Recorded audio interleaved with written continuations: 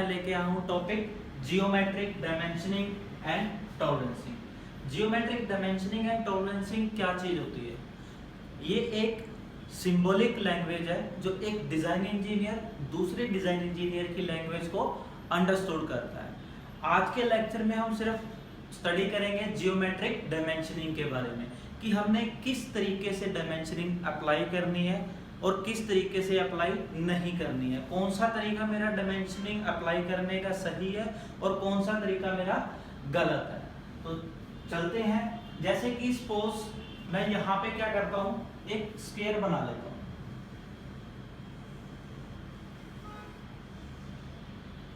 अब ये स्क्वायर मैंने कुछ भी ड्राफ्ट किया, ऑटोकैड पे ड्राफ्ट किया या फिर ड्राइंग्स के अंदर मैंने इसको ड्राफ्ट किया, तो इसकी जब मैंने डायमेंशनिंग देनी है तो मैं किस तरीके से दूंगा। तो डायमेंशनिंग, पहले तो डायमेंशनिंग होता क्या है? डायमेंशनिंग जो चीज होती है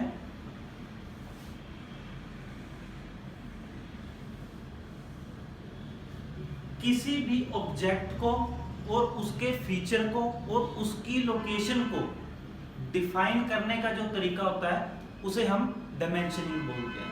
अब ऑब्जेक्ट क्या होता है? इस पूरी बॉडी को मैं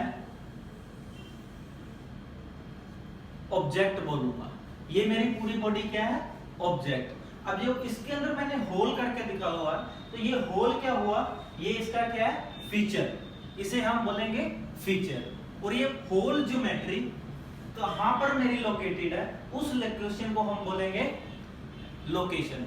तो ये जो चीजें हैं, डायमेंशनिंग क्या चीज है कि किसी भी बॉडी के ऑब्जेक्ट, फीचर्स और उसकी लोकेशन को बताने वाली चीज को डायमेंशनिंग बोलते हैं। तो अब डायमेंशनिंग देनी किस तरीके से?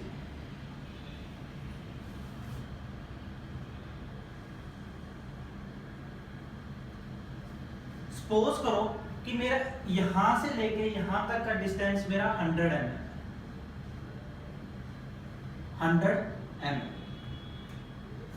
तो जो मेरी फर्स्ट डायमेंशनिंग होगी ऑब्जेक्ट से, जो पहली डायमेंशनिंग है, ऑब्जेक्ट से जो मेरी पहली डायमेंशनिंग है वो कितनी दूर रहनी चाहिए? 10 mm।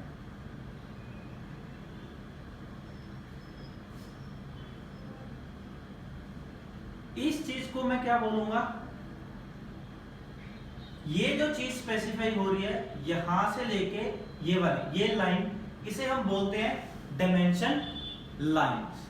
ये मेरी डायमेंशन लाइन है और इसकी जो लोकेशन है मेरी ऑब्जेक्ट से पहली डायमेंशन की लोकेशन मिनिमम 10 mm होनी चाहिए।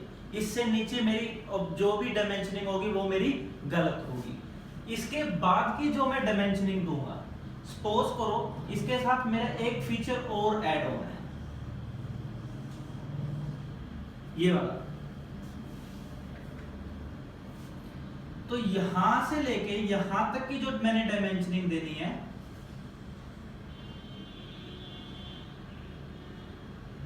इन दोनों के बीच में सेकंड डायमेंशनिंग लाइन का, इन दोनों के बीच में जो गैप होना चाहिए मेरा, वो मिनिमम होना चाहिए 6 mm।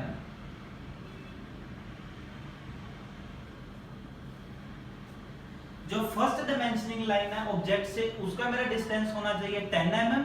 उसके बाद की जो मैं डायमेंशंस दूंगा उस डायमेंशन लाइन का होना चाहिए मेरा 6 mm। इससे कम अगर कोई भी डायमेंशन लाइन का डिस्टेंस होगा तो वो मेरा गलत कहलाया जाएगा। इसके बाद आती है एक्सटेंशन लाइंस।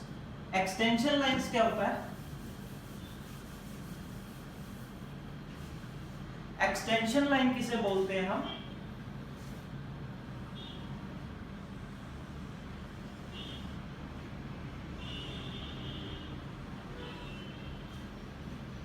जैसे कि मेरे पास ये ऑब्जेक्ट है, इसकी मैंने डायमेंशनिंग दी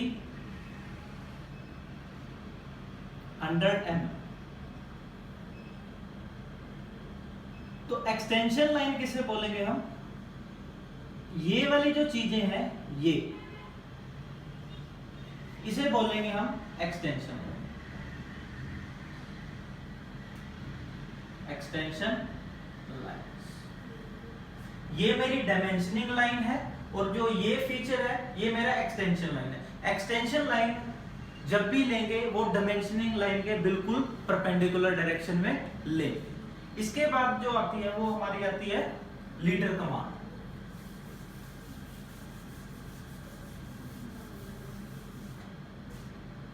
लीडर कमांड किसे बोलते हैं हम?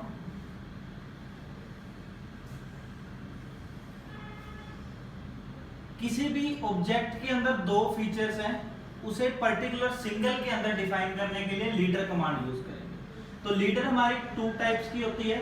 एक तो एरो का सिंबल दिखाई देता है यहाँ पर। एरो का सिंबल क्या डिफाइन करता है? सपोज दो सर्कल हैं 1 और 2, एक्स का सिंबल देंगे और कितना डाया है, डायामीटर 10। तो इसको डिफाइन करने के लिए मैं दूंगा लीडर कमांड। एक लीडर कमांड और होती है जिसके अंदर डॉट स्पेसिफाई होता है। फॉर एग्जांपल ये वाला। तो ये डॉट क्या स्पेसिफाई करता है?